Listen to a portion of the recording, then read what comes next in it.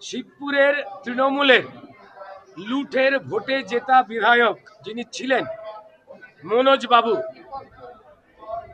যার নামে ভারতীয় জনতা পার্টির পোস্টার ফেলার প্রয়োজন হয়নি। শিবপুর বিধানসভার মানুষ তারা তৃণমূলের বিধায়ক এবং তাদের টিমের দুর্নীতির বিরুদ্ধে পোস্টার ফেলেছিলেন, প্রমাণ দিয়েছিলেন। তাই তৃণমূল দল তাকে এখানে প্রার্থী করতে পারেনি, তিনি পালিয়ে গেছেন।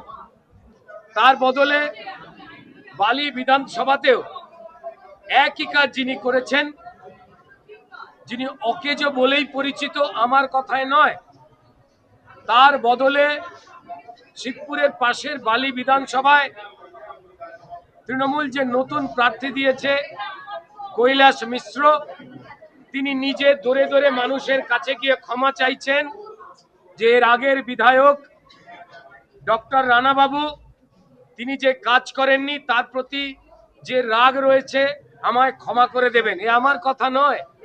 তাহলে তৃণমূলই স্বীকার করছে তাদের বালির বিধায়ক রানাবাবু, যাকে শিবপুরে পাঠানো হয়েছে, তিনি বালিতে কাজ করতে পারেনি বলেই তাকে বিতাড়ন করা হয়েছে।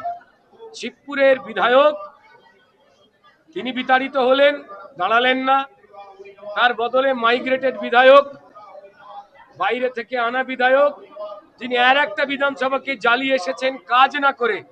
শিবপুরের মানুষ জানেন যে তাকে যদি শিবপুরে ভোট দেওয়া হয় তার মানে আবার জ্বালাতনে ফেলা নিজেদের।